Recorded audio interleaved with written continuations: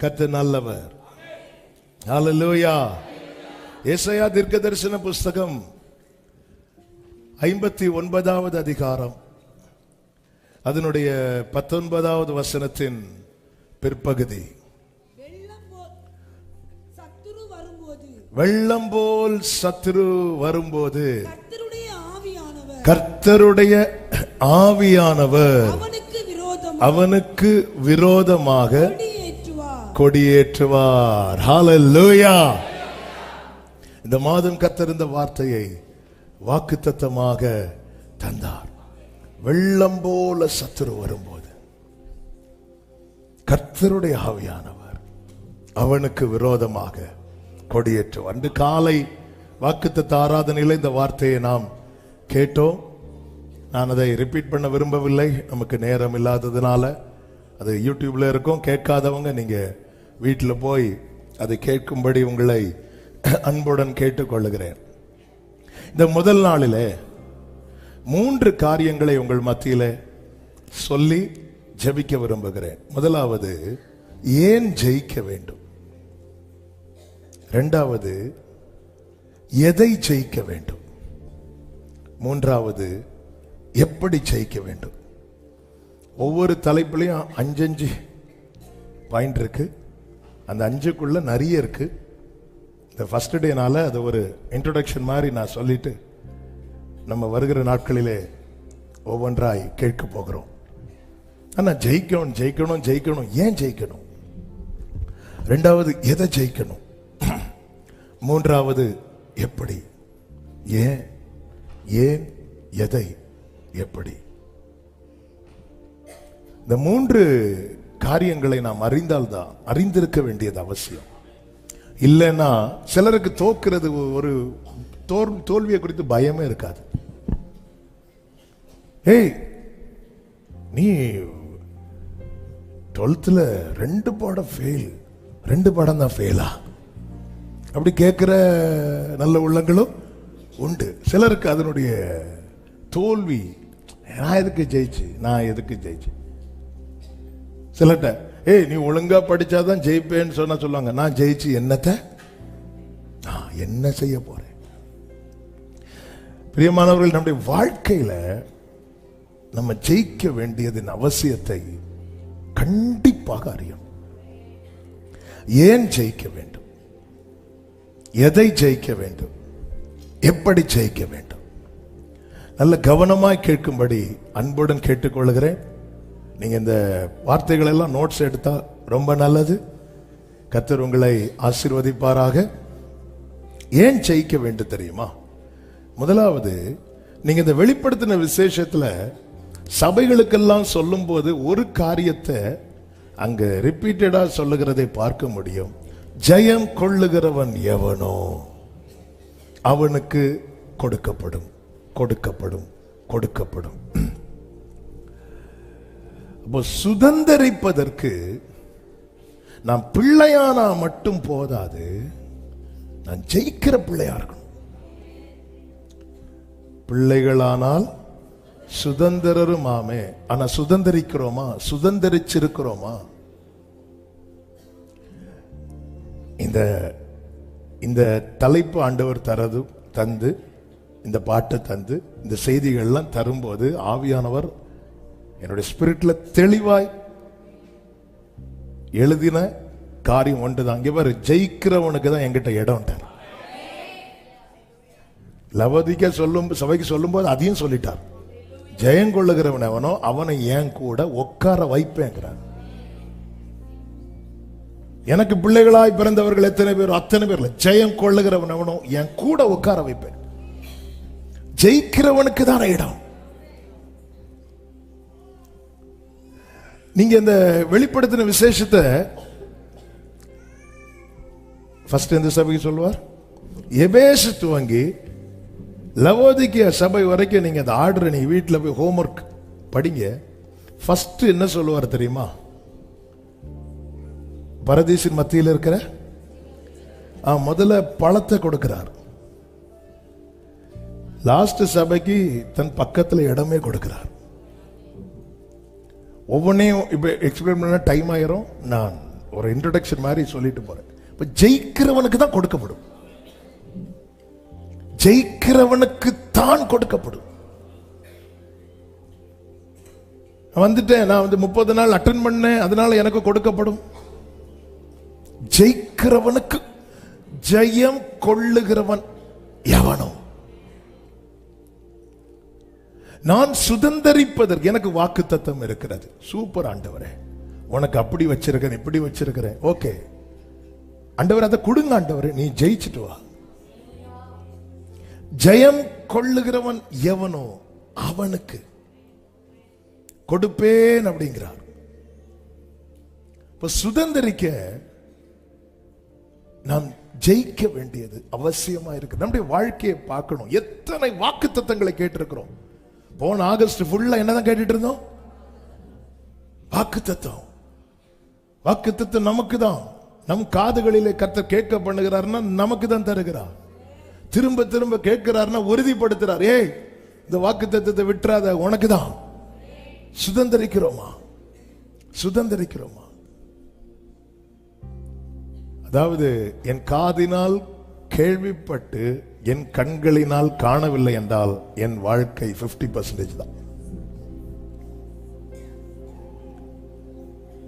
என்னுடைய லைஃப் 100% என்கிற நிலை வரும்போது தான் என்னால் தைரியமா சொல்ல முடியும், ஓட்டத்தை முடித்தேன். நான் 80 வயசு 100 வயசு வாழ்ந்து ஃபுல்லா கேட்டுட்டே இருக்கிறேன், ஒண்ணுமே பார்க்கல அப்படின்னா, எப்ப அவங்க எத்தனை 100 வயசு வாழ்ந்தாங்க? இல்ல, 50%. அப்ப நிறைவில்லாம நித்தியத்தை எப்படி தொடர முடியும்? ஆண்டவருக்கு பேசுறார். ஏன் கேட்கறதுக்கு வேற ஆள் இல்லாமலா நம்மளை கூப்பிட்டு வச்சு பேசுறார்? வாழ்க்கையில ஜெயிக்கணும். ஏன் ஜெயிக்கணும்? ஜெயிச்சாதான் சுதந்திரம். தாவீது தலையில அபிஷேகத்தை வச்சிட்டார். ஆனா தாவீது அந்த நிலையை அடைய எத்தனை காரியங்களை ஜெயிக்க வேண்டியிருந்தது தெரியுமா? கூப்பிட்டு அத்தனை பேர் கண்ணுக்கு முன்னாடி என்ன அபிஷேகம்! நான் தெரிந்தெடுத்தேன். இவன் தான் சவுலை தள்ளி அந்த இடத்துல இஸ்ரவேலினுடைய 2வது கிங். ஆனா தாவீது என்னைக்கு அபிஷேகம் வைக்கப்பட்டதோ, சிங்கத்தை ஜெயிக்கணும், கரடியை ஜெயிக்கணும், கோலியாத்தை ஜெயிக்கணும், மாமனாரை ஜெயிக்கணும், என்னெல்லாம் எல்லாத்தையும் ஜெயிக்கணும். ஜெயிச்சு ஜெயிச்சு ஜெயிச்சு 13 வருஷம் யுத்தம் பண்ணி ஜெயித்து 13 வருஷம் போராட்டம் முடித்து ஜெயித்து அந்த ஸ்தானத்துல வந்து உட்கார்றான்.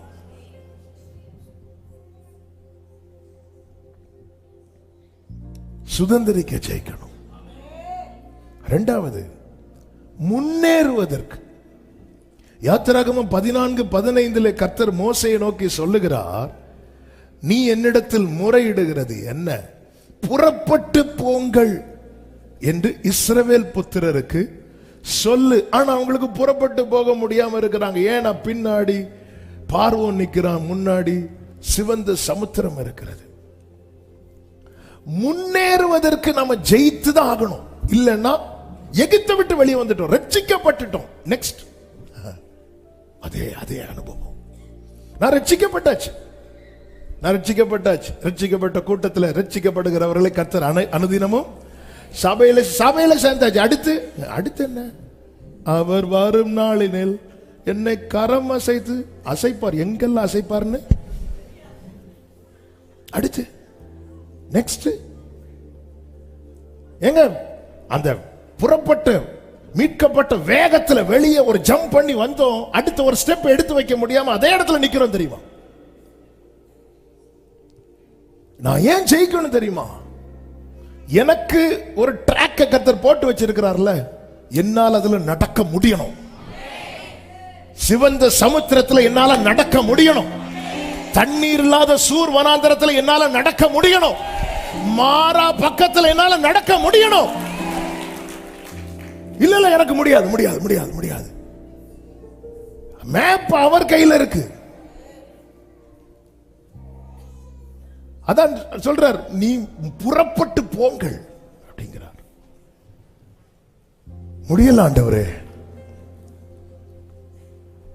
எகிப்திலிருந்து புறப்படும் போது எப்படி புறப்பட்டாங்க தெரியுமா? கர்த்தருடைய சேனைகள் எல்லாம் என்ன ஒரு ஆர்ப்பரிப்போடு. இப்போ சில அந்த ரட்சிக்கப்பட்ட ஆரம்பத்தில் எல்லாம், இந்த ரட்சிக்கப்பட்ட அந்த ஆரம்ப நிலைய நம்ம மைண்ட்ல என்ன தோணும் தெரியுமா? இங்க இருக்கிறவர்களே நாம தான் பறந்து புறா போல் சிறகடி. இப்படிதான் எனக்கு தோணுச்சு ஒரு வாட்டி. அந்த ஒரு ஊழியத்துக்கு வந்து அந்த டைம்ல வந்து அந்த அந்த அந்த அந்த ஒரு பர்சனல் அப்போல்லாம் நம்மள யாருக்குமே தெரியாது. அப்படி போனை பார்த்துட்டே இருப்போம், யாராவது ஊழியத்துக்கு கூட மாட்டாங்களா? திடீர்னு ஒரு போன் ஒரு எடுத்து, ஹலோ பிரைஸ் லார்ட், கஸ்டமர் கேர்ல இருந்து கூப்பிடுவாங்க. ஒழுங்கா போனுக்கு ரீசார்ஜ் பண்ணலைன்னா இந்த சேவையை நாங்க அவ்வளவுதான். அந்த டைம்லாம் வந்து ஃபுல்லா அப்படி தூக்கத்திலேயே அந்நிய பாஷை பேசிட்டு இருப்போம் அந்த டைம். அப்பதான் அந்த ஒரு வாட்டி கன்னியாகுமரியில் ஒரு மீட்டிங், ஒரு யூத் மீட்டிங் முடிச்சுட்டு அதில் ஒர்ஷிப் நடத்திட்டு ஈவினிங் வந்து அப்படியே அந்த பீச் சைடில் அப்படி சகோதரர்கள் கூட, சர்ச்சில் உள்ள பிரதர்ஸ் கூட அப்படி போயிட்டு இருக்கும்போது நான் சும்மா நினைக்கிறேன், ஆண்டவரே இப்போ அந்த சுனாமி வந்தா ஆள நான் தான் ஆண்டவர் அங்கே வருவேன். அப்படி போக மாட்டேன்னு அவருக்கு தெரிஞ்சதுனால அப்போ சுனாமி வரல. இப்போ எனக்கு அதை நினைக்கும் போது நமக்கு அப்படிதான் தோணும். அந்த ரட்சிக்கப்பட்ட அந்த ஆரம்பத்தில் கர்த்தருடைய சேனை எல்லாம் எகிப்தில் வெளியே வந்தாச்சு. இப்போ ஃபுல்லா வருகை பாட்டுதான். எப்போ வருவீர் என்னே அப்படி அப்படி அப்படி உள்ள ஏங்க அப்படி கொஞ்ச காலம் இயேசுவுக்காக, பரலோகமே என் சொந்தமே அப்படி இருக்கும். சிலத்தில் சொல்லுவாங்க, உனக்கு வேற பாட்டே கிடைக்கலையா?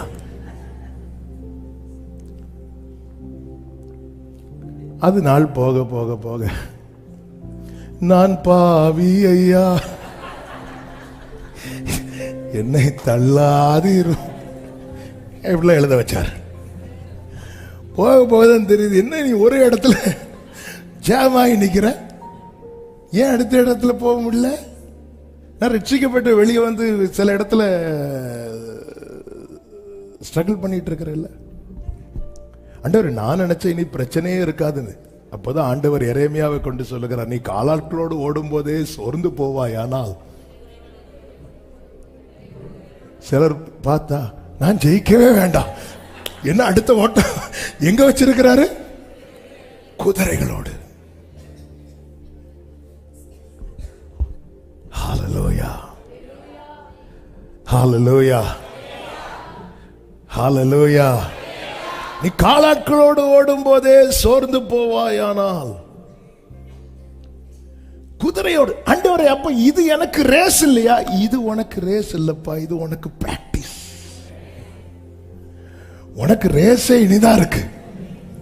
ஹல்லேலூயா, ஹல்லேலூயா, ஹல்லேலூயா. சிலர் அறிமுகத்திலே அடக்கம் பண்ணப்பட்ட நிலையில் இருக்கிறார்கள். ஆமே, சும்மா இல்ல ஜெயங்கிற டைட்டில் தந்தது. ஹல்லேலூயா. அந்த காலத்துல எல்லாம் கத்தி வரும், இப்போ பாம் வரும். ஆமே, நீ காலாட்களோடு ஓடும் போதே சோர்ந்து போவாய், ஆனால் குதிரைகளோடு எப்படி ஓடுவேன்னு எரேமியாவை கொண்டு கர்த்தர் கேட்கிறார். ஆண்டவர் இனிதான் வச்சிருக்கிறார். அப்போ ஆண்டவர் எங்க, நீ நிக்காத, நீ நின்றாத, நீ நின்றாத. ஆமே, அப்ப நாம் முன்னேறுவதற்கு ஜெயிக்க வேண்டியது அவசியமா இருக்கிறது. மூன்றாவது, எதிரியின் கை ஓங்காதிருக்க நாம் ஜெயிக்க வேண்டியது அவசியமா இருக்கிறது. யாத்திராகமம் 17வது அதிகாரம் நமக்கு நன்றாய் தெரிந்த வேத பகுதி. அமலேக்கியர் இஸ்ரவேலருக்கு விரோதமாய் வருகிறார்கள். அப்பொழுது மோசே மலை மேல இருந்து என்ன பண்றாரு? கோலை கையிலே பிடித்து உயர்த்தி வைத்துக் கொண்டிருக்கிறார். ஒரு கேள்வி கேட்கிறேன், அமலேக்கின் கை உயர்ந்த போது மோசேயின் கை தாழ்ந்ததா? மோசேயின் கை தாழ்ந்த போது அமலேக்கின் கை உயர்ந்ததா? அப்ப சத்ருவின் பலம் எங்க இருக்கு தெரியுமா? நம்முடைய பலவீனத்துல.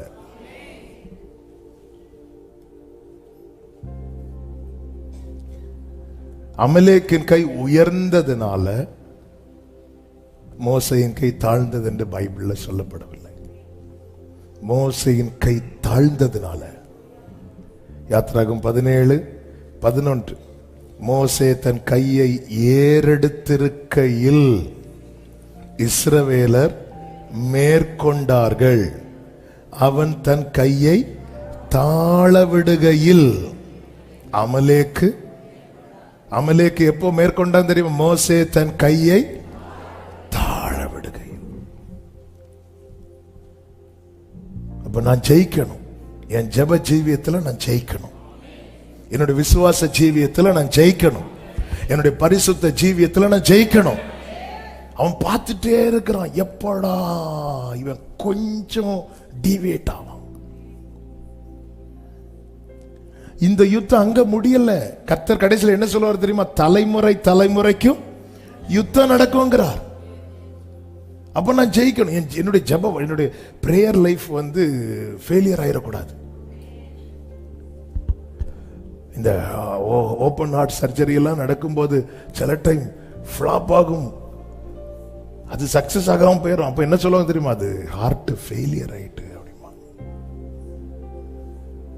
ஒரு தேவ பிள்ளை ஸ்பிரிச்சுவல் லைஃப்ல தளர்வு வந்துட்டுன்னா அமலேக்கின் கை மேல போயிடும்.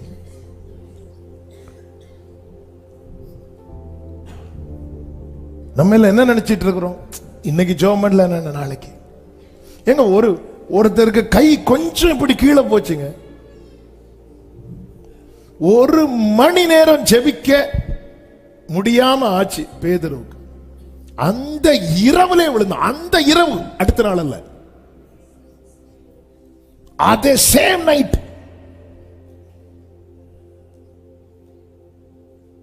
இதுதான் பிசாசினுடைய எவ்வளவு.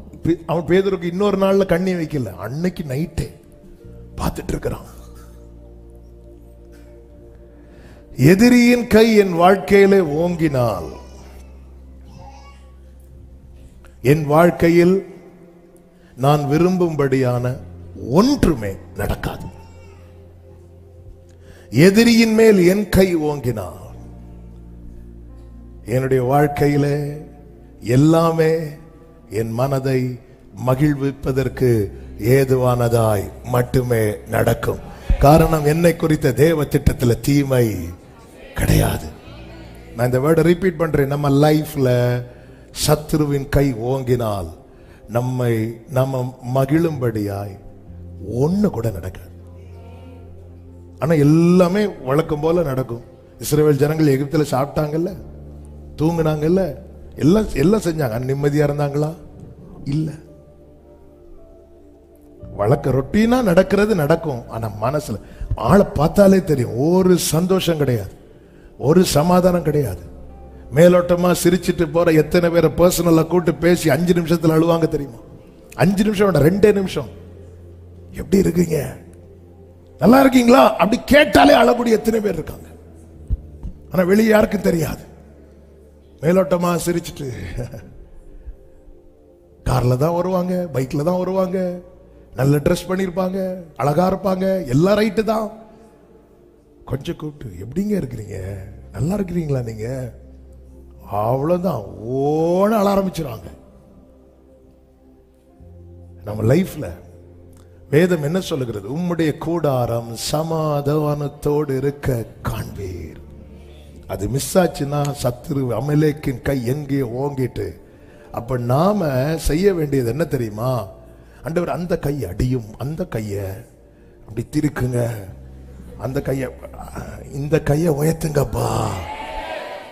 ஆமே ஆமே. அப்படி உங்க 2 கையை உயர்த்துங்க. ஆமே.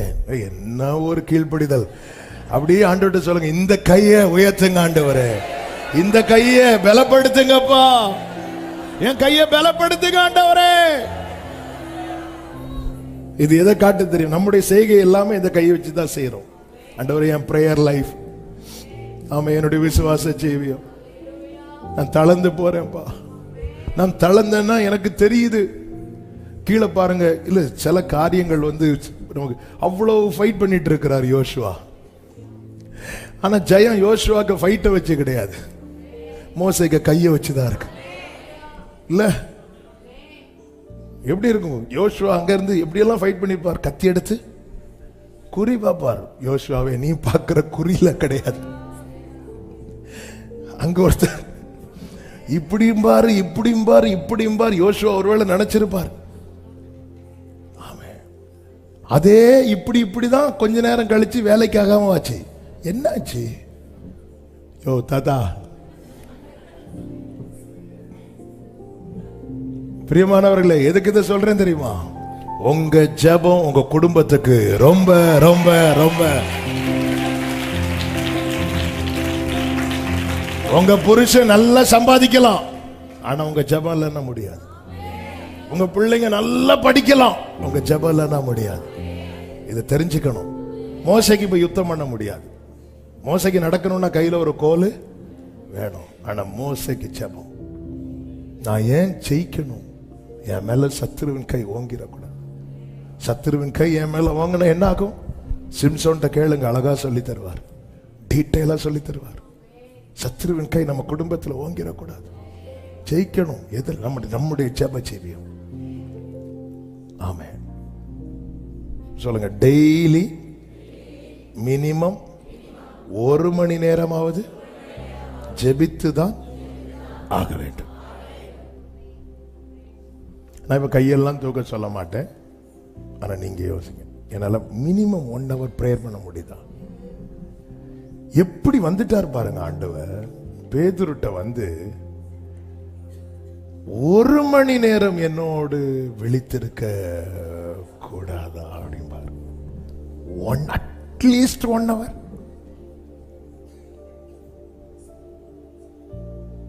டெய்லி 33 வருஷத்துல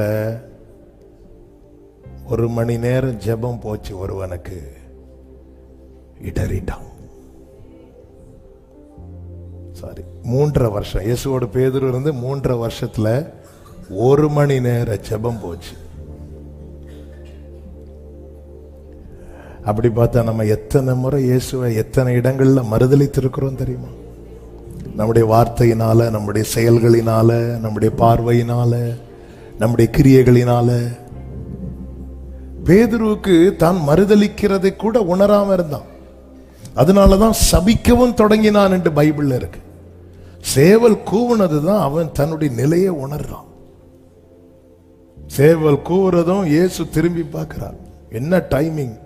ஏன்னா சும்மா சேவல் கூவுனால உணர்வு வராது. சிலருக்கு சும்மா அலாரம் வச்சாலாம் எழும்ப மாட்டாங்க. புது புது அலாரம்லாம் வந்திருக்கு. அன்னைக்கு ஒரு வீடியோ பார்த்து அதுல என்னன்னா ஒரு சுத்தியல் மாதிரி ஒண்ணு வச்சிருக்காங்க. கரெக்டா அலாரம் அடிக்கும் போது அது காரங்கி தலையில ஒரு அடி. அந்த அலாரம் சிலருக்கு தேவைப்படலாம்.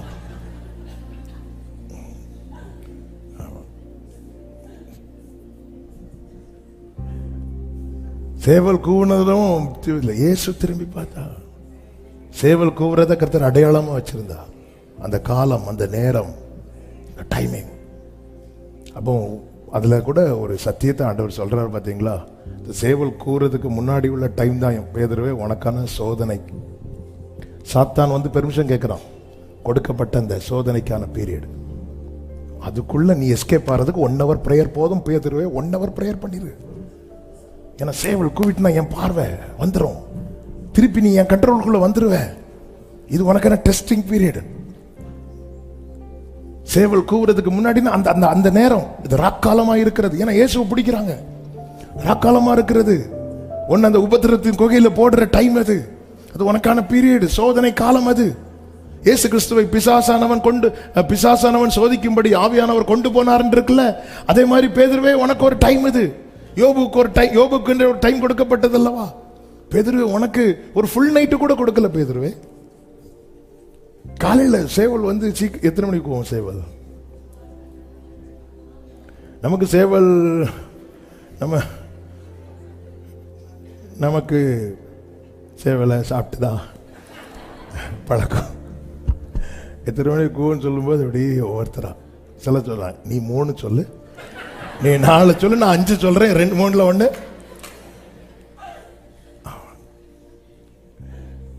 அப்போ ஆண்டவர் அந்த டைமிங் பார்த்தீங்களா, சேவல் கூறதுக்கு முன்னாடி அது வர பேதுரு, அது வர நீ அதை தாண்டிட்டேன்னா பேதுரு, யோவான் நிக்கிற இடத்துல நீயும் வந்து நிப்ப பேதுருவே. பேதுரு மட்டும் அன்னைக்கு மறுதலிக்காம இருந்திருந்தான்னு வைங்களேன், அந்த இடத்துல யோவான் நிக்கிற இடத்துல பேதுரு வந்து நிப்பாருங்க. ஆமென். ஏன்னா பேதுரு மறுதலிக்கிறதுக்கு போகல, இயேசுக்கு என்ன ஆச்சுன்னு பார்க்க தான் போறான். இயேசுனா உயிர் பேதுருக்கு, ரொம்ப நேசம் இருக்கு இயேசு மேல. ஆனா 1 மணி நேரம் இயேசுக்கு ஒண்ணு கொடுக்க முடியல. எதிரின் கை ஓங்கும் போது அந்த இடத்துல அவ்வளவு காலம் இருந்த உறவு ஒரு செகண்ட்ல இல்லாம போனது போல ஒரு உணர்வு பேதுருக்கு வந்துட்டு, அதனால தான் திருப்பி மீன் பிடிக்கவே போயிட்டான். அதனாலதான் ஆண்டவர்கிட்ட சொல்லணும், ஆண்டவரே உங்க பிரேயர் லைஃப் உங்களுக்கு தெரியும், இருக்க முடியுதா, இல்ல 1 மணி நேரம் கூட உங்களுக்கு ஹார்டா இருக்குன்னு ஆண்டவர்கிட்ட சொல்லுங்க. ஆண்டவரே எனக்கு ஏன் ஆண்டவரே உடனே என் கை தளருதுப்பா, எனக்கு கிருபை தாங்க, கிருபை தாங்க. மோசேக்கு உதவும்படி கர்த்தர் கூட அனுப்பினது ஆரோனையும் ஊரையும், நமக்கு உதவும்படி நமக்காய் அனுப்பினது பரிசுத்த ஆவியானவர். அந்த ஆவியானவர் என்ன செய்கிறார் தெரியுமா?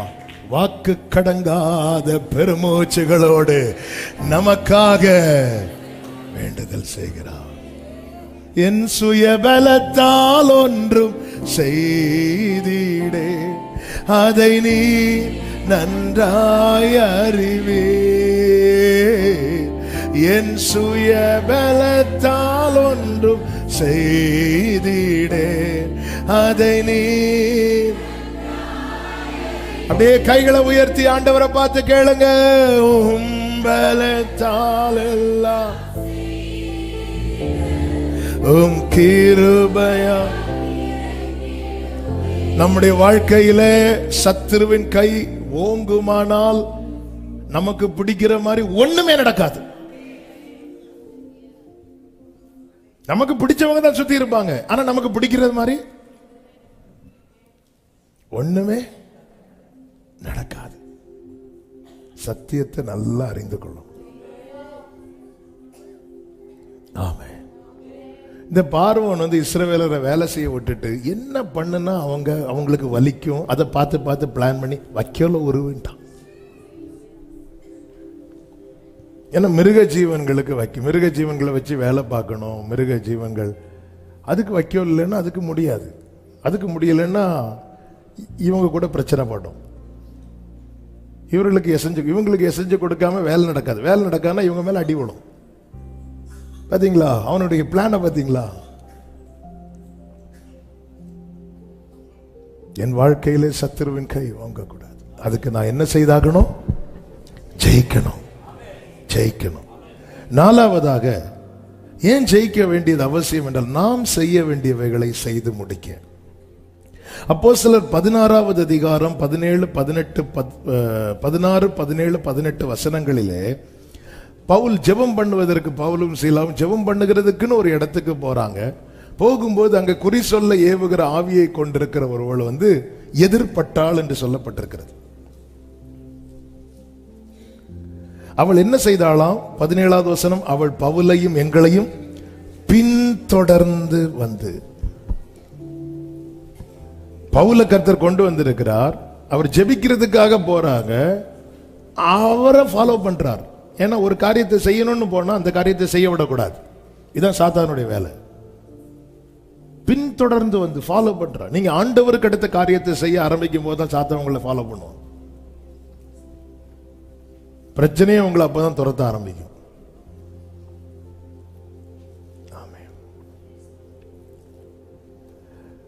பவுல் என்ன பண்றாரு தெரியுமா? இது அப்படி விடல.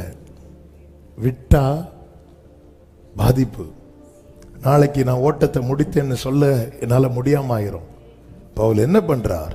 18வது வசனத்துல, இப்படி அநேக நாள் செய்து கொண்டு வந்தாள், பவுல் சினம் கொண்டு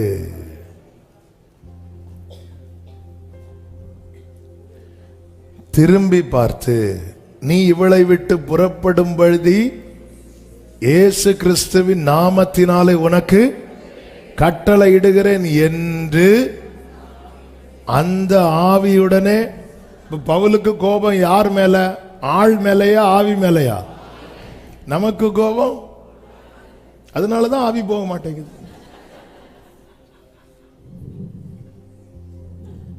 முதல் நாளே தேவையானது, 30 நாளுக்கு தேவையானது ஆண்டவர் தந்து கொண்டிருக்கிறது என் ஆவியில உணர். ஆளு மேல கோபம் இருந்த ஆவி போகாது. அது டின்னர் ரெடி பண்ணி நீ சாப்பிட வரியான்னு கேட்கும். பவுல் திரும்பி பார்த்து, பவுலுக்கு கோபம் வருது, அவன் மேல இல்ல. அப்ப அந்த ஆவி மேல அவ்வளவு கோபம் வருதுன்னா அவன் மேல பவுலுக்கு என்ன இருக்கு தெரியுமா? பாசம், ஒரு பரிதாபம். சிம்பிள்.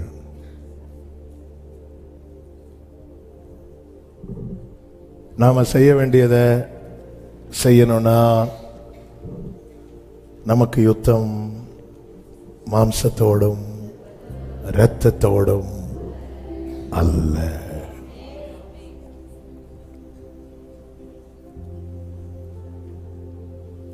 உங்களுக்கு ஒருத்தங்களை பிடிக்கல, ஏன் பிடிக்கல? பிடிக்காத மாதிரி அவங்க ஏதாவது ஒன்று பண்ணியிருப்பாங்க இல்ல? அதுக்கு பின்னாடி ஒரு ஸ்பிரிட்டுக்கு வேலை இருக்கும். அதை கடிந்தப்படுத்து. இயேசு வந்ததே மரிப்பதற்காக. எருசலேமிலே தாம் நிறைவேற்ற போகிற பாடுகளை குறித்து பேசும்போது பேதுரு வந்து என்ன பண்ண தெரியுமா? இவைகள் உமக்கு சம்பவிக்கவே கூடாது, நான் உன்னை விட மாட்டேன். நான் விட்டாதானே நீங்க போவீங்க. கீயான்ட்டே இருக்கு உங்களை உள்ள போட்டு. ஏன்னா பரலோகத்தின் திறவுகோள் ஆண்டவர் அப்பதான் அவன் கையில சில சாவி வாங்குறது வர சோத்திரம். இயேசு உடனே திரும்பி பார்த்து என்ன சொன்னார் தெரியுமா? பேதுருவே, சீமோனே, யோனாவின் குமாரனாகிய. அப்படி அவங்க அப்பாவையும் சொல்லல, அவனையும் சொல்லல. சிலர் கோவம்னா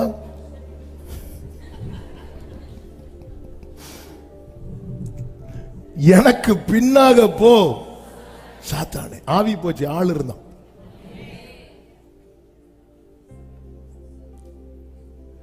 நாம் செய்ய வேண்டியதை செய்து முடிக்கணும். எவ்வளவு சம்பாதித்தோம் என்ன அதெல்லாம் ரெண்டாவது. நான் செய்ய வேண்டியதை செய்து முடிக்கலைன்னா மகிமையை கனவுல கூட காண முடியாது. இத்தனைக்கும் அந்த ஸ்திரீ வந்து பவுலை பத்தி தப்பாவன்னு சொல்லல, சரியாதான் சொல்லுது. அதுவும் அநேக நாள், ஒரு நாளாவது இவன் விழுந்துட மாட்டானான்னு அதுவும் பாக்குது. இவர் பார்த்தார், இப்படி விட்டுட்டு இருந்தா ஒருவேளை அது என்னதான் சொல்லுதுன்னு நேர சினம் கொண்டு. எதுக்கு அவருக்கு சினம் வர தெரியுமா? நான் என் ஒர்க் வந்து என் வாழ்க்கையில கர்த்தர் ஒரு திட்டத்தை வைத்திருக்கிறார், அதை செய்ய விடாதபடிக்கு ஒரு ஸ்பிரிட் தடுக்குதுன்னா எனக்கு என்ன வரணும் தெரியுமா? இது மாம்ச வைராக்கியம் கிடையாது, இது ஆவியில வைராக்கியம். அது வரணும் எனக்கு. தாவீது சொல்ற, உம்மை பகைக்கிறவர்களை நான் பகையாமலும் உமக்கு விரோதமாய் எழும்புகிறவர்களை நான் அருவருக்காமலும் இருப்பேன். முழு பகை அவர்களை பகைக்கிறேன்.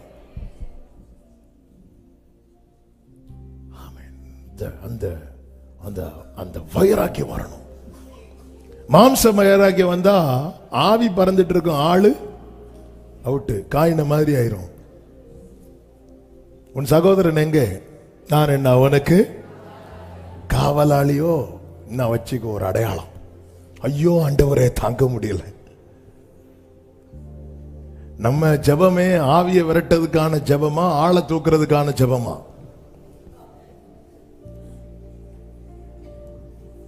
ஆண்டவரே ரொம்ப பண்றார், லைட்டா இப்படி ஒரு தட்டு தட்டிட்டீங்கன்னா, வேற பெருசா ஒண்ணு கேட்கல. ஆண்டவரே இந்த காலை மட்டும் ஒண்ணு முறிச்சு போட்டீங்கன்னா.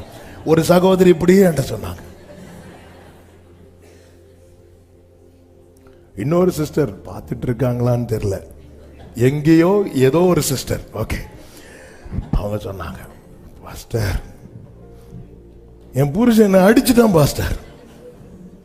அப்படிலாம் பேசாதீங்கம்மா. எப்படி பேசாதீங்க, என்ன அடிச்சுட்டா. சரி, இப்போ என்ன ஜோம் பண்ணுங்க. சரி, நான் ஜோம் பண்றேன், ஆண்டவர் சீக்கிரம் சால்வ் பண்ண. அதுக்கு இல்லை, அப்புறம் அவருக்கு நிறைய கொலஸ்ட்ரால் இருக்கு, சீக்கிரம் எடுத்துக்க, ஜோம் பண்ணுங்க. அவருக்கு நிறைய கொலஸ்ட்ரால், சீக்கிரம் எடுத்துக்க. இல்லை, அப்படிலாம் சொல்லக்கூடாது. என்ன சொல்லக்கூடாது, வலி எனக்கு தான் தெரியும் அப்படிலாம் சொல்லிட்டு 2-3 நாள் கழிச்சு திருப்பி சால்வ் ஆகி வராங்க. வரும்போது சிஸ்டர் மெதுவாக கூட்டு, அந்த ஜெபத்தை நான் கண்டினியூ பண்ணட்டா. நம்ம எல்லாம் ஆளை தூக்குறதுக்கு ஜெபம் பண்றோம். ஆமென். எத்தனை பேர் ஆளை தூக்க ஜெபம் பண்ணிட்டு இருக்கீங்க? இந்த ஜெபம் ஒரு வேலை. எத்தனை ஆகஸ்ட் ஜெபத்தை நாங்க பார்த்தாச்சு. அந்த ஆள் என் கண்ணு முன்னாடி வளர்ந்துட்டே தானே போறார். ஆவியை தூக்குங்க, அவன் ஆவியை தூக்குங்க. கர்த்தர் எல்லாம் ஜெயிக்கணும், ஜெயிக்கணும். பவுல் சினம் கொண்டு, ஆண்டவரே யாரால நீங்க ரொம்ப காயப்படுறீங்க, அந்த நபரை பிசாசானவன் உங்களுக்கு அகைன்ஸ்டா யூஸ் பண்றான்.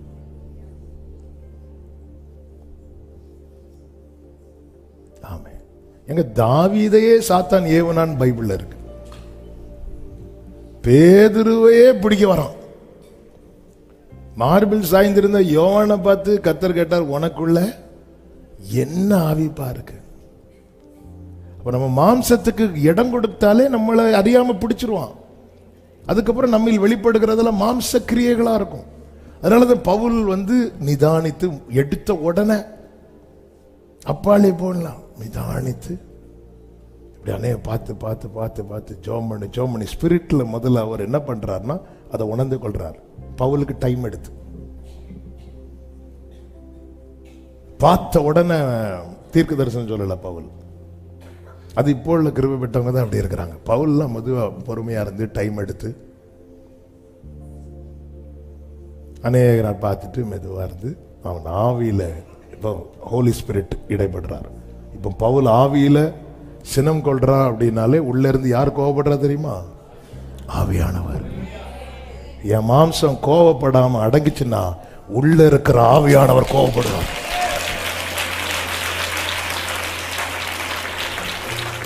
என்னை விழத்தள்ள, என்னை எழும்ப விடாம பண்ண, என் ஜெப வாழ்க்கையை முடிக்க, என் ஓட்டத்தை பாதியில முடிக்க சத்துரு தொடர்ந்து செய்யறதை எல்லாம் எனக்குள்ள இருக்கிற ஆவியானவர் பார்த்து கொண்டு சும்மா இருக்க மாட்டார். அதுதான் தேவன் வாக்கு தந்திருக்கிறார். வெள்ளம் போல சத்துரு வரும்போது ஆவியானவர் அவனுக்கு விரோதமாய் கொடியேற்றுவார். ஹல்லேலூயா. வெள்ளம் போல சத்துரு வந்தாலும் ஆவியானவர் கொடியேற்றுவார். வெள்ளம் போல சத்துரு வந்தாலும் அவன் தண்ணீர்கள் உடைந்து ஓடுவது போல் சத்துருவை சிதறடிப்பார். தண்ணீர்கள் உடைந்து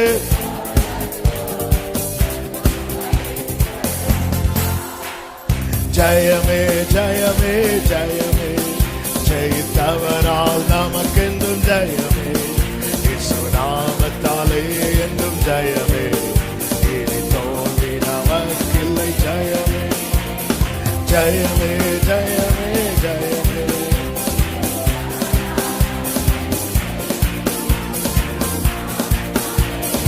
ஓரலரா சந்தரலவா. அந்த ஆவியுடனே சொன்னான் என்று சொல்லப்பட்டிருக்கிறது. ஆவியானவர் நீ பிள்ளைன்னு நம் ஆவியுடனே கூட சாட்சி கொடுக்கிறார். உள்ள இருக்கிறவர் பேசட்டும். ஆமென். உள்ள இருக்கிறவர் பேசட்டும். ஹல்லேலூயா. காற்றையும் பார்த்து கடலையும் பார்த்து படகுல இருக்கிறவர் பேசட்டும். நீ படகுல இருக்கிறவரோடு பேசு. உனக்கு என்னெல்லாம் தோணுதோ சொல்லு. நான் சாகுறேன், உனக்கு என்ன தோணுதோ சொல்லு. நீ படகுல இருக்கிறவர்கிட்ட சொல்லு. வெளியே வந்து நிறைய அடிக்குது, அதை நீ பார்க்காத. நீ இவரை கூப்பிடு, இவரை தொந்தரவு பண்ணு, அவர் எழுமி நிற்பார். ஹalleluya. நல்ல கைகளை தட்டி ஆமென். ஹalleluya. என் ஓட்டத்தில் நான் பிரியமானவர்களே நியமித்த ஓட்டத்தில் பயணித்துக் கொண்டிருக்கிறோம். மேடான பகுதியில கஷ்டப்பட்டு ஏறுகிறோம், தாழ்வான பகுதியில கொஞ்சம் சீக்கிரமா இறங்குறோம். சில நாட்கள் நமக்கு ரொம்ப சந்தோஷமா போகுது, சில நாட்கள் கடினமா இருக்கிறது. ஆனாலும் எங்கேயுமே கர்த்தர் நிக்க விடாம இதுவரை கொண்டு வந்துட்டார். நம்மை முடக்குவதும் நம் ஓட்டத்தை பாதியில் முடிய வைப்பதும் சாத்தானுடைய தந்திரம். விட்டுறாதீங்க, இடம் கொடுக்காதீங்க. உலகத்தில் இருப்பவனிலும் உங்களோடு இருக்கிறவர் பெரியவர். ஹalleluya. காற்றடிக்குதா கடல் அடிக்குதா, அது கர்த்தர் என்ன செய்தார் தெரியுமா? அதட்டினாராம். அப்போ அது ஒரு கிருமிக்கு வேலை தானே. அதட்டினார் இருக்கு. இவங்க ஒன்னும் காற்று படகுல தான் இயேசு இருக்கார்ல, அப்ப அவர் பேசட்டும். அவங்களுக்குள்ள விசுவாசம் அதெல்லாம் ரெண்டாவது. அவர் என்ன திட்டட்டும், ஒண்ணு இல்ல, ஆனா ஒண்ணு பேசிருங்கப்பா. ஹalleluya. ஆமென். நான் யார்கிட்டயோ திட்டு வாங்குறது என் அப்பாட்ட வாங்கிட்டு போறேன். ஆமென். என்ன விளத்தள்ள பாக்குறவன் என்ன திட்டுறது பெருசா, என்ன வாழ வைக்கிறவர் திட்டுறது. திட்டுங்க ஆண்டவரே, என்கிட்ட திட்டியாவது 2 வார்த்தை பேசிருங்கப்பா. நீ அற்ப என்ன வேணாலும் சொல்லிக்கோங்க, அதை ஒண்ணு பார்த்துட்டு வந்து சொல்லுங்க. இயேசு அதை பார்த்துட்டு வந்து தான் சொல்றார். அற்ப விசுவாசி ஏன் சந்தேகப்பட்ட என்ன சொல்லுங்க. அதாவது பிள்ளைகளை சில பெற்றோர் அடிப்பாங்க, அடிச்சுட்டு போய் ஐஸ்கிரீம் வாங்கி கொடுப்பாங்க.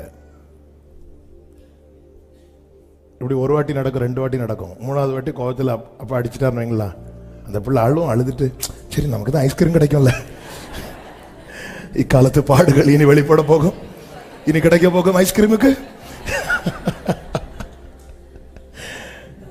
பேதுரு என்னெல்லாம் போட்டு திட்டு வரல, ஆனாலும் பேதுரு கடல்ல சாடுவார். ஆண்டவரே காப்பாத்துக்கு, ஆண்டவரே இங்க வா, உன்னையார் ஃபாஸ்டிங் இருக்கு சொன்னாங்க, வா நீ தானே கேட்ட, வா இருச்சா. நாங்கள் 30 நாளும் பச்சை தண்ணி குடிக்காம அப்போ ஜூஸ் மட்டும் தான் குடிப்போம். ஆண்டவரே காப்பாத்துக்கு, ஆண்டவரே காப்பாத்துங்க, ஆண்டவரே. ஆமென். படகுல இருக்கிறார், அவரும் தூங்குறாரு. என்ன சொல்றான் பாப்போம். ஆண்டவரே ஏசப்பா, அந்த காற்று வந்து அடிக்குது, என்னன்னு ஒண்ணு பாருங்க. இப்படி சொல்லுவான்னு தான் நினைச்சார். நாங்க சாகுறோம், உமக்கு கவலையே இல்லையா? உங்களுக்கு எல்லாம் எப்படிப்பா தூக்கம் வருது உங்களுக்கு? ஏய், அதே படகுல தானே இயேசு இருக்கிறார். இயேசுவே நாம சாகுறோம் சொன்னா கூட இது என்னன்னா உங்களுக்கு கவலையே கிடையாதா? சில வீட்டில் எல்லாம் சேர்ந்து இருப்பாங்க, சிலர் எழும்பி அப்படி பதட்டப்பட்டிருக்கும் போது சிலரை பார்த்துறீங்களா, நல்லா சாப்பிட ஒண்ணும் இல்லையா, எப்படி இருக்கும் நமக்கு. இங்க பாரு, இதுவும் இந்த வீட்டில் தான் இருக்கு, ஏதாவது அப்படி மாதிரி. இங்க 12 பேரும் துடிச்சிட்டு இருக்கிறாங்க. இயேசு எழும்பி காற்றையும் கடலையும் அதட்டினார். என் பிள்ளை அது தொடக்கூடாதுன்றார். நமக்குள்ளே இருக்கின்ற நம் இயேசு என்றும் பெரியவரே, நமக்குள்ளே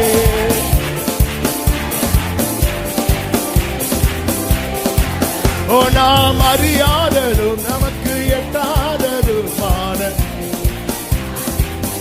ஹல்லேலூயா, நாம் அறியாததும். ஆமென், ஹல்லேலூயா. நேரம் அதிகம் போகிறது. ஆமென். நம்ம இதெல்லாம் வருகிற நாட்களில் கேட்கலாம், தியானிக்கலாம். ஏன் ஜெயிக்கணும்?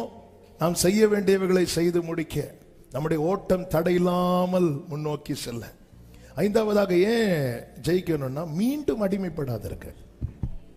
மீண்டும் அடிமைப்படாதிருக்க நம்ம சில காரியங்களை ஜெயிச்சுட்டே இருக்கணும். 2 பேதுரு 2:19 இப்படி சொல்லப்பட்டிருக்கிறது, எதினால் ஒருவன் ஜெயிக்கப்பட்டிருக்கிறானோ அதற்கு அவன் அடிமையா இருக்கிறான். இந்த பூமியில ஏதாவது ஒன்று என்ன ஜெயிச்சிட்டுன்னு வைங்களேன், அதுக்கு நான் அடிமை. அது எதுவானாலும் சரி. நம்மை, அதனாலதான் அவர் உன்னதத்திற்கு ஏறி சிறைப்பட்டவர்களை சிறையாக்கி, எங்க இருக்கு எபேசியர் 2வது இல்ல 4வது அதிகாரம் 8வது வசனத்தை வாசிங்க. எபேசியர் 4:8. அவர் உன்னதத்திற்கு ஏறி சிறைப்பட்டவர்கள்னா எதுக்கு சிறைப்பட்டிருந்தோம்? பாவத்துக்கு, மீறுதலுக்கு, பிசாசுக்கு, இப்படிப்பட்ட காரியங்களுக்கு நாம் சிறைப்பட்டிருந்தோம். அப்படி சிறைப்பட்டவர்களை அவர் என்ன பண்ணார்? அவருடைய சிறைக்குள்ள கொண்டு வர்றார்னா அவருக்கு கீழே. இப்போ என்ன ஜெயிச்சது யாரு? என்ன ஜெயிச்சது யாரு? நான் இதுவரை பிசாசின் பிடிக்குள்ள இருந்தேன், அவனுடைய சிறையில் இருந்தேன். இவர் வந்தாரு, ரத்தத்தை கொடுத்தாரு, என்ன மீட்டாரு, அவருக்கு சிறையாக்கிட்டார். இப்ப என்ன ஜெயிச்சது யாரு? அப்ப நான் யாருக்கு மட்டும்தான் அடிமையா இருக்கணும்? இயேசுவுக்கு மட்டும்தான் அடிமையா இருக்கணும். நான் இயேசுவுக்கு மட்டும் அடிமையா இருந்தா என்ன எதுவுமே ஜெயிக்க முடியாது. இன்னைக்கு என்ன ஏதாவது ஜெயிக்குதுன்னா நான் இயேசுவுக்கு அடிமையா இருக்கேன், நான் ஒப்பு கொடுக்கலன்னு அர்த்தம். அதனாலதான் ரோமர் 6 சொல்லப்பட்டிருக்கிறது, உங்கள் அவயவங்களினா எவ்ரி பார்ட், ஒவ்வொரு பகுதியும் நீ நீதிக்கு அடிமையாக ஒப்பு கொடு. நீ ஒப்பு கொடு, சரண்டர். ஆண்டவரே என் கண்ணை காத்துக்கோங்கப்பா, என் கண்ணை நீங்க விரும்புறதை மட்டும் பார்க்கட்டும், அப்படி ஒப்பு கொடுக்கணும். அனுதினமும் பவுல் சொல்றாரு 1 கொரிந்தியர் 15 நான் நாள்தோறும் அனுதினமும் சாகிறேன் அப்படிங்கிறார். நான் அனுதினம், அந்த வசனம் கண்டுபிடிச்சீங்களா? நான் அனுதினமும் சாகிறேன். சரி, நீங்க போற வீட்டில் போய் கண்டுபிடிங்க. ஆமென்.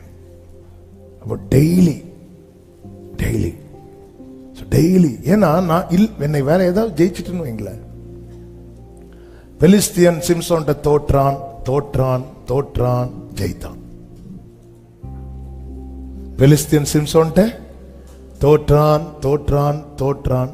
ஜெயித்தான். ஏன்னா சத்துரு பாருங்க, நம்ம ஓட்ட முடியாது வர திரும்ப திரும்ப திரும்ப திரும்ப வரும். பிசாசின் சோதனை காலம் முடியும் போது இயேசு பிசாசை பார்த்து என்ன சொல்லுவா தெரியுமா? அப்பாலே போ சாத்தானே. நம்மளை பார்த்து இப்படி ஒரு ஆள் சொன்னா அந்த எல்லா பக்கம் நம்ம திரும்பி வருவோமா? நான் வேதம் சொல்லுகிறது லூக்கா 4:13-14 சில காலம் அவனுக்கு சூடு சொரணை எல்லாம் கொஞ்ச காலம் தான். சில காலம் அவரை விட்டு விலக்கி போனான். சில பார்த்துருக்கீங்களா? சில வீட்டில் சண்டை போட்டுருக்கீங்க, ஜென்மத்துக்கு இந்த ஏரியா பக்கம் வரமாட்டேன்னு சொல்லிட்டு கிச்சன்ல இருந்து புறப்பட்டு ஃப்ரெண்டு காலில் போய்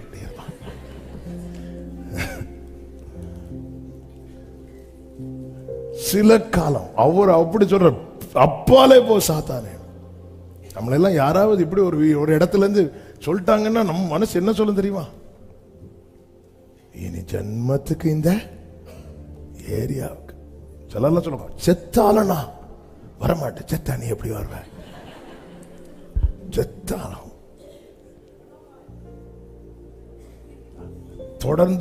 தொடர்ந்து வரும்போது ஒரு தேவ பிள்ளைக்கு ஜெயிக்கணும்.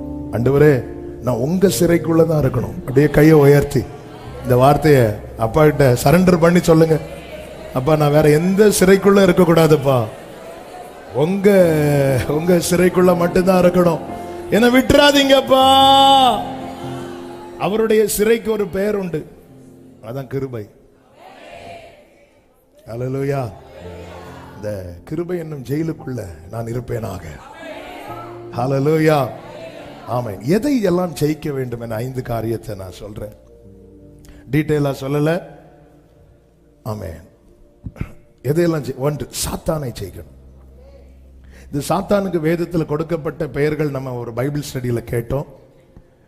அதை நான் கேட்காதவங்களுக்கு சொல்றேன். 1, அவன் சோதனைக்காரன். 1 தெசலோனிக்கேயர் 3:5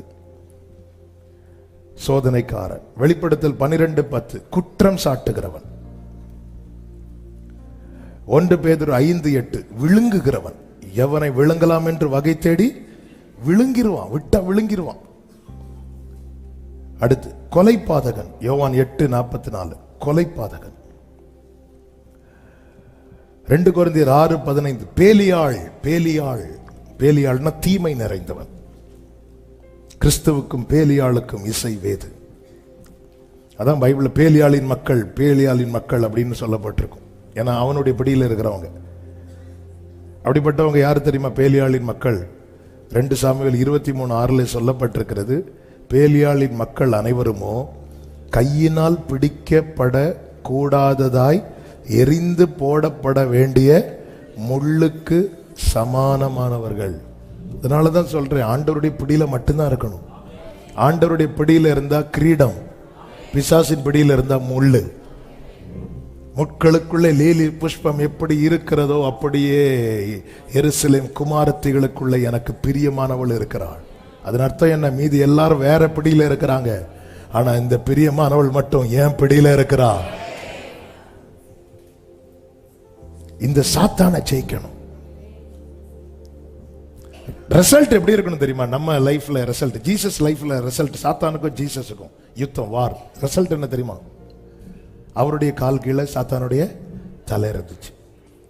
ரோமர் 16 அப்படித்தானே சொல்லப்பட்டிருக்கு, சமாதானத்தின் தேவன் சீக்கிரமாய் சாத்தான். எந்த வசனம்?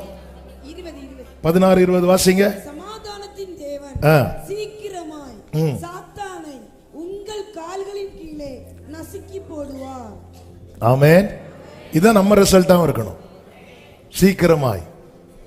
இது முதல் நாளே நடக்காது. இயேசு கிறிஸ்து இந்த பூமியில 33 வருஷம் வாழ்ந்தார்ல, அந்த யுத்தம் நடந்துட்டே இருந்து சில காலம் அப்படி விரட்டுவாரு, அவன் போவான் வருவான். ஒரு டைம் வரும்போது ஒரே அடியா முடிச்சார்.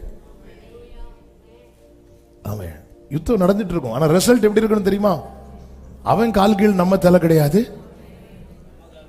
நம்ம கால் கீழ அவன் தலை. அப்படின்னா தான் நம்ம சொல்ல முடியும், இட் இஸ் finished. முடிச்சிட்டேன், அவர் முடிச்சிட்டார். அவர் சொல்றார், நான் செய்யறேன், நீ நெல்லு. சாத்தானை ஜெயிக்கணும். 2வது சுயத்தை ஜெயிக்கணும். இது சுயம் சாத்தானை விட மோசமான ஒரு சம்பவம். மாம்ச கிரியைகள் வெளியரங்கமாயின, அவை யாவன என்று கலாத்தியர் 5:19-20-21 சொல்லப்பட்டிருக்கிறது. விபச்சாரம், வேசித்தனம், அசுத்தம், காம விகாரம், விக்கிரகாராதனை, பில்லி சூனியம், பகைகள், விரோதங்கள், வைராக்கியங்கள், கோபங்கள், சண்டைகள், பிரிவினைகள், மார்க்க பேதங்கள், பொறாமைகள், கொலைகள், வெறிகள், களியாட்டுகள் முதலானவைகளே. அடுத்த வார்த்தை பாருங்க, இப்படிப்பட்டவைகளை செய்கிறவர்கள் தேவனுடைய ராஜ்யத்தை சுதந்தரிப்பதில்லை என்று முன்னே நான் சொன்னேன். இப்ப அப்படி கிடையாதுன்னு சொல்லல, முன்னே நான் சொன்னது போல இப்பொழுதும் உங்களுக்கு சொல்லுகிறேன். அப்போ இதுல எது எதுல நம்ம கிட்ட இருக்குன்னு நம்ம பார்க்கணும், அதை ஜெயிக்கணும், அதை நம்ம அக்செப்ட் பண்ணணும். ஆண்டவரே, எனக்கு திடீர்னு கோவம் வருது, கோவம் வந்துட்டுனா நான் என்ன பேசுறேன்னு தெரியல, நான் என்ன பண்றேன்னு தெரியல, நான் அதை அக்செப்ட் பண்ணணும். நான் அதை நியாயப்படுத்திட்டே இருந்தேன்னா நான் இங்கே ஜெயிக்கலாம், அங்க தோத்துருவேன். நம்ம எல்லாரும் இங்கே ஜெயிக்க தானாக்க பார்க்கிறோம். ஒரு வாக்குவாதம் அதுல ஜெயிக்க பார்க்கிறோம், எல்லாத்திலையும் ஜெயிக்க பார்க்கிறோம். ஆண்டவர்கிட்ட சரண்டர் ஆகி, ஆண்டவரே என்னுடைய வீக்னஸ், அப்படிதான் ஆண்டவர் ஜெபிக்க கற்றுத்தந்து கொண்டே இருக்கிறார். ஆண்டவர்கிட்ட நியாயத்தை வச்சா பிரசனத்தை இழக்கிறத என் லைஃப்ல நான் ரொம்ப ஃபீல் பண்ணியிருக்கிறேன். என் நியாயத்தை கொண்டுட்டு போய் ஆண்டவரே இப்படி சொல்லும்போது அந்த இடத்துல இல்லை, நீ உன் காரியத்தை வை, நியாயம் யார் பக்கத்தில் இருக்குங்கிறத அவர் டிசைட் பண்ணுவார். அதனால பிரச்சனை இழந்துட்டேன்னா எனக்கு ஜெபம் 1 நிமிஷம் ஓடாது, எனக்கு ஜெபிக்கவே தெரியாது. அதான் உண்மை. சில நேரத்தில் மணிக்கூர் போறதெல்லாம் அது ஃபுல்லா பிரசனத்துல தான். எனக்கு அந்த 1 மணி நேரம் அட்ஜஸ்ட் பண்ணி 15 நிமிஷம் பாட்டு, 20 நிமிஷம் அப்படியெல்லாம் ஓட்ட தெரியாது. அந்த பிரசனம் இல்லைன்னா ஜெபம் சுத்தம், பைபிளும் படிக்கவே முடியாது. ஏன்னா அப்படி பழகுனதுனால. எங்கெல்லாம் ஆண்டவர் விலகுவார்னா நாம நம்மளை கொண்டு போய் வைக்கிறோம் தெரியுமா, அங்கெல்லாம் ஆண்டவருக்கு பிடிக்க மாட்டேங்குது. இது ஆனா நம்ம என்ன பண்றோம், இந்த மாம்சத்துல தான் இருக்கிறோம். பிரசனத்தில் இருக்கும்போது மோசே பாத்தீங்களா, மலையில இருக்கும்போது ஆண்டவர் சொல்ல, மோசே இந்த ஜனங்களை நான் அவ்வளோ கோபப்படுத்துறாங்க, மோசே ஜனங்களை நான் அழிக்க போறேன்னு சொல்லிட்டு, மோசே ஆண்டவருக்கே இரக்கத்தை குறித்த கிளாஸ் எடுத்தவன். ஆனா கீழே வந்ததும் கையில இருக்கிற கல்லை எடுத்து, நான் நினைக்க தூக்கி எல்லாம் தெரிச்சிருப்பானுங்க. நம்ம எல்லாம் பிரசனத்தில் இருக்கும்போது நல்லா இருக்கிறோம், கீழே போயிட்டோம். ஆமே. சிலர் பார்க்குறாங்க, இன்னைக்கு ஃபுல்லா நம்மளை குறித்து தீர்க்க தரிசனமா வருது. ஆமே. சுயத்தை ஜெயிக்கணும், இந்த நாட்களில் ஜெயிக்கணும். அதை நீங்க முதல்ல கண்டுபிடிங்க. எதுல நான் வீக்கா இருக்கிறேன், எதுல நான் ஆண்டவரே இதுல நான் ஜெயிக்கணும். என்னை ஜெயிக்க வைங்க. இந்த இந்த விஷயம் எந்த இப்போ இதில் 17 காரியம் சொல்லியிருக்கு, நமக்கு 37 காரியம் இருக்கும். அதான் உண்மை. இதில் 17 காரியம் பைபிளில் இருக்கா? 17 காரியம் பைபிளில் இருக்கு. நமக்குள்ள 17,000 காரியம் இருக்கும். அதெல்லாம் பார்த்து அதுக்கு மேலே ஏசாயா 59:19 அதுக்கு மேலே அதான் கொடி. அல்லேலூயா. அந்த கொடிக்கு ரெஃபரன்ஸ் ஏசாயா. ரெஃபரன்ஸை மாற்றி எடுத்து வேற ஏதோ பறக்க விட்டுறாதீங்க. அல்லேலூயா. ஆமென். ஏசாயா 59 கரெக்டு தானே ரெஃபரன்ஸ்? ஒரு நான் சொல்லி எடுத்து. ஆமென். ஆண்டவரே, வெள்ளம் போல இந்த இது வெள்ளம் எப்போ வரும் தெரியும்? வெள்ளம் வரும்போது தெரியும்ல. இந்த வயநாடு பார்த்தோம்ல, வெள்ளம் வந்து வீட்டு கதவுக்கு முன்னாடி வரட்டா அப்படி இல்லை, அடிச்சுட்டு இப்படிதான் வரும் மாம்சக்கிரியை. வெள்ளம் போல சத்துரு வரும்போது ஒட்டன ஆவியானவர் கொடி ஏற்றுவார். கொடி ஏற்றுவார்னா ஜெயிச்சுட்டாருன்னு அர்த்தம். ஆவி மாம்சத்துக்கு விரோதமாய், மாம்சம் ஆவிக்கு விரோதமாய் போராடுகிறது. ஜெயிக்கணும், சரண்டர் ஆயிரணும். அல்லேலூயா. ஆமென். சிலர் தாவீது கிட்ட வந்து சரண்டர் ஆயிட்டாங்க. சிலர் கிபியோனியர் வந்து யோசுவா கிட்ட வந்து சரண்டர் ஆயிட்டாங்க. அதனால யோசுவா யுத்தம் பண்ணார். பைபிள்ல அப்படிதான் இருக்கு.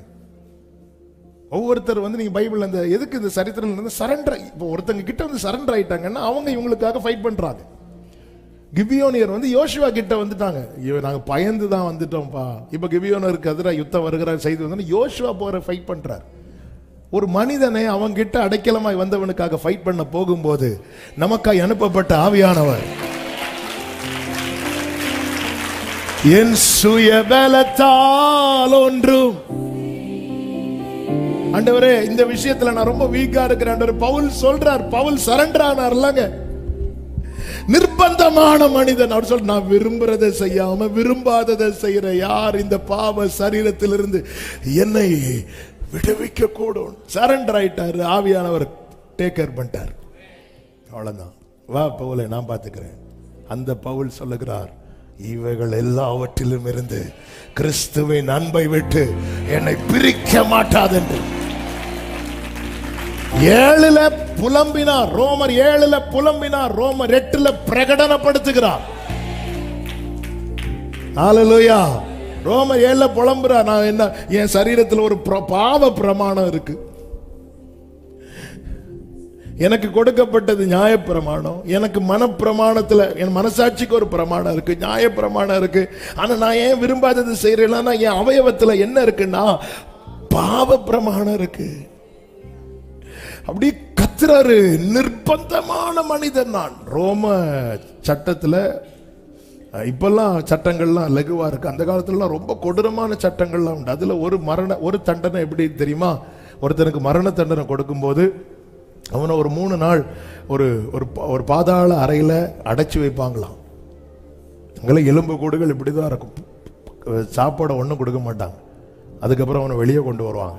வெளியே கொண்டு வந்து மரித்த ஒரு சடலம் இருக்கும்ல, அந்த சடலத்தை அவனுக்கு மேலே பின்னாடி வந்து கட்டி வைப்பாங்க. கையோட காலோட அப்படி கட்டி வைப்பாங்க. கட்டி வச்சுட்டு அவனுக்கு யாருமே தண்ணி கூட கொடுக்கக்கூடாது, எதுவுமே கொடுக்கக்கூடாது. அப்படியே வந்து வனாந்தரத்தில் விடுவாங்க.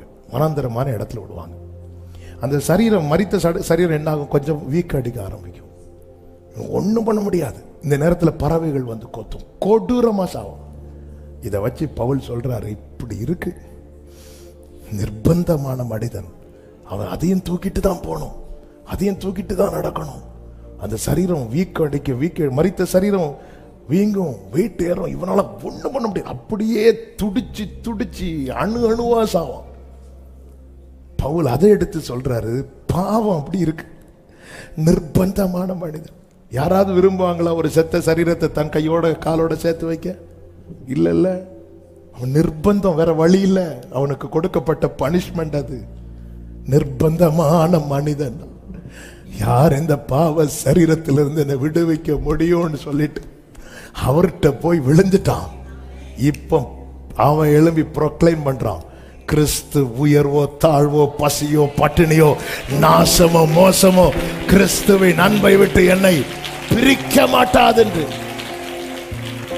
அப்போ சுயத்தை ஜெயிக்க முடியுமா? முடியும். ஆமே. மூணாவது 2 தடவை சொன்னேன். எதெல்லாம் ஜெயிக்கணும்? சாத்தானா ஜெயிக்கணும், சுயத்தை ஜெயிக்கணும், 3 சூழ்நிலையை ஜெயிக்கணும், 4 சவால்களை ஜெயிக்கணும். சவால்கள் இதெல்லாம் நம்ம அப்புறம் தனித்தனியா கேட்க போகிறோம், அதனால நான் சொல்லி விடுகிறேன். 5 சிறையிருப்பை ஜெயிக்கணும். பவுலும் சீலாவும் ஜெயிச்சதுனால அங்க ஒரு பெரிய ரட்சிப்பு நடக்குது. நம்ம சிறையிருப்பை நம்ம ஜெயிக்கும் போது அங்க ரட்சிப்பின் கிரியை நடக்கும். எதெல்லாம் ஜெயிக்கணும்? சாத்தான, சூழ்நிலைய, சுயத்தை. சிலர் அப்படியே சுயத்தை ஸ்கிப் பண்ணிட்டு போறீங்க பார்க்கிறேன். சாத்தான, சுயத்தை, சூழ்நிலைய, சவால்களை. நிறைய சவால் உண்டு. இவன் எப்படி ஊழியம் செய்யறான் பார்க்கிறேன், இவன் எப்படி இதை நடத்துறான். சவால்கள், இதை ஜெயிக்கணும். பெரிய சவால். தாவீதுக்கு முன்னாடி சவால்கள் தான் இருந்துச்சு. தாவீதுக்கு முன்னாடி சவால் விடுறான். உங்களில் ஒருவன் கோலியாத் வந்து நிக்கிற 40 நாள் சவால் விடுறான். தாவீதுக்கு 41 நாள் தான் மேட்டரே தெரியுது. நம்ம யாருக்கோ நினைச்சிட்டு இருக்கிற சவாலை நமக்கு தான். நீ எப்படி நீ பார்த்து விட்டுட்டு பைபிள் தூக்குறியா பார்க்கலாமா? சவால் அடிக்கிறான், சவால் விடுறான். என்ன? முதல் நாளே நீ போயிட்டேன்னா 30 நாளும் நீ ஜெபத்துக்கு போயிடலாம் நினைப்போ. அப்படி வெளியே அங்கெங்கயா இருப்பான் சவால் வச்சுட்டு.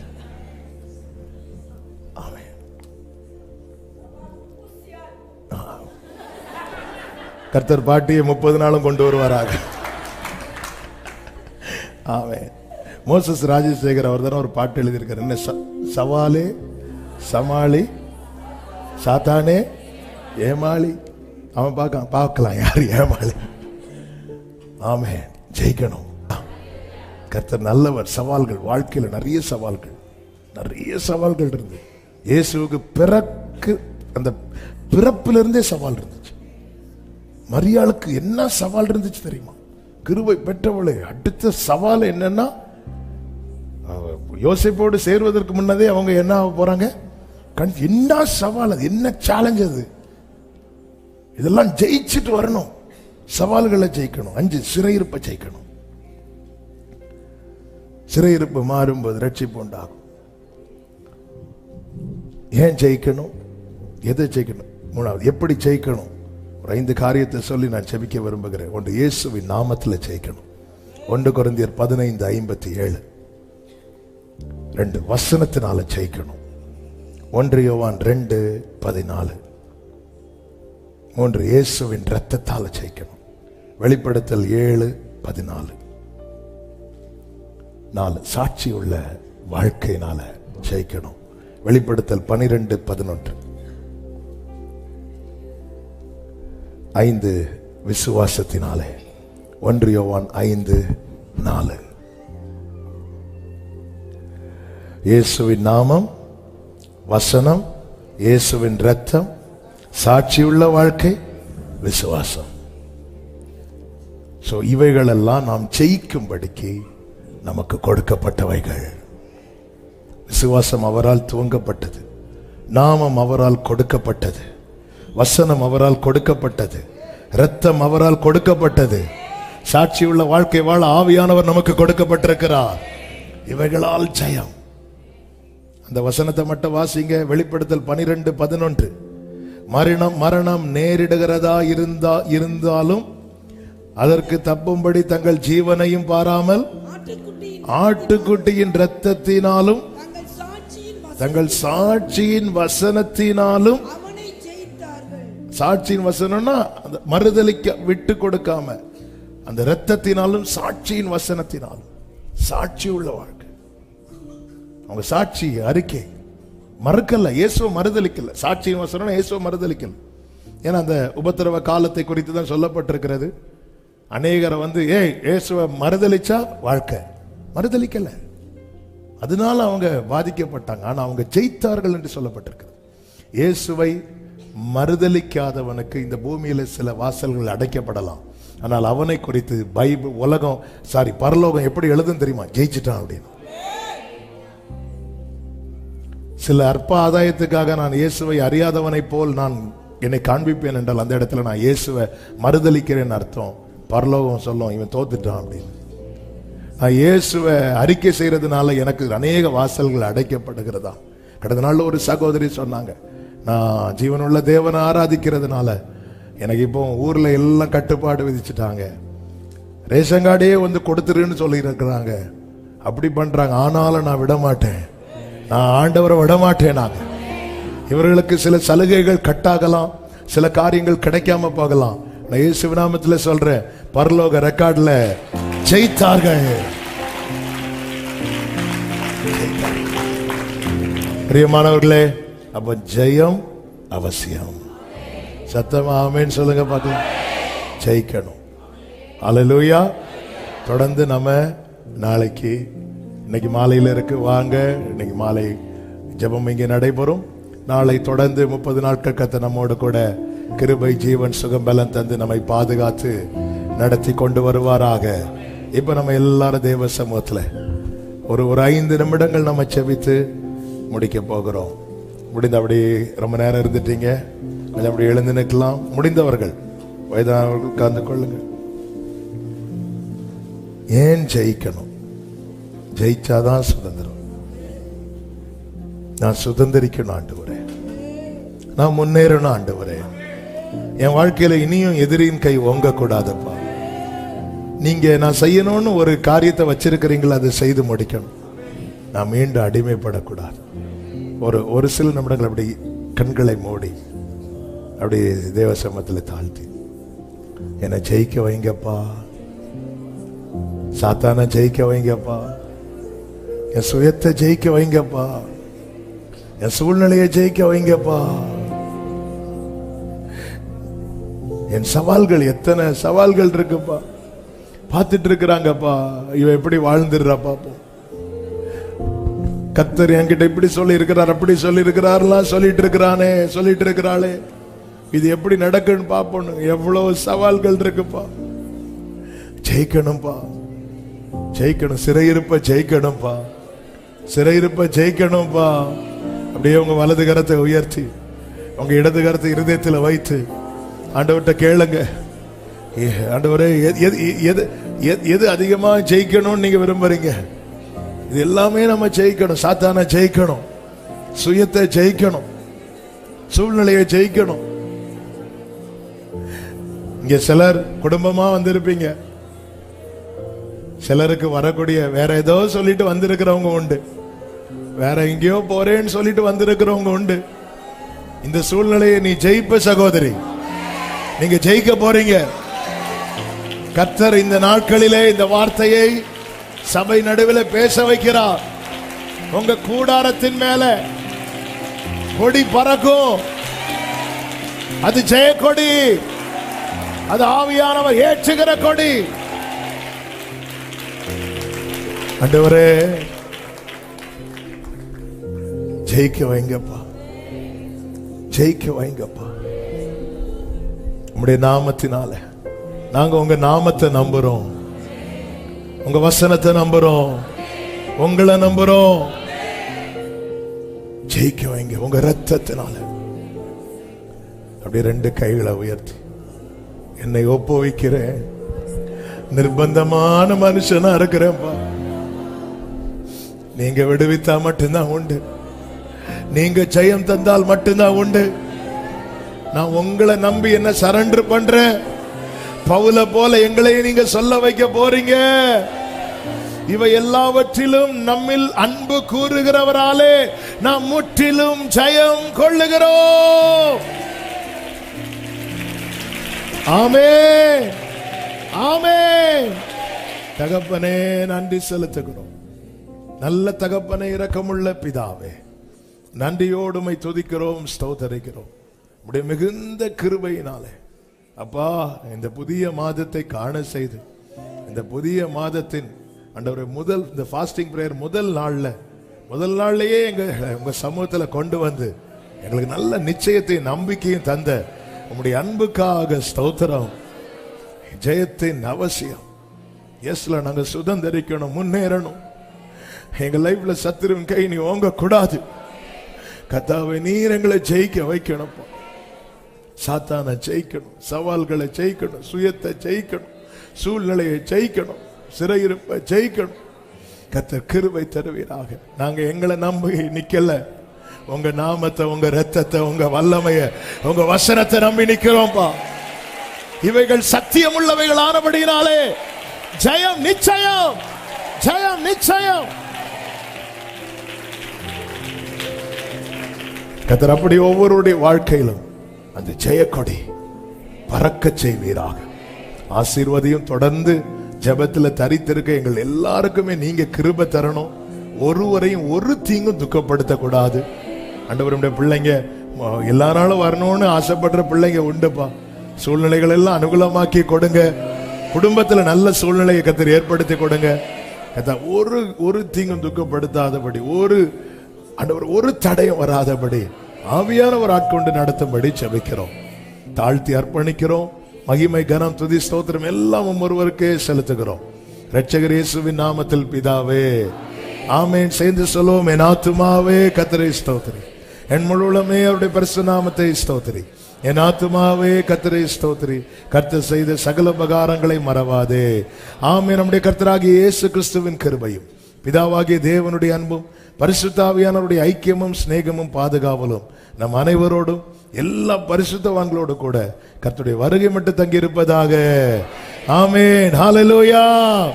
God bless you. கர்த்தர் உங்களை ஆசீர்வதிப்பாராக.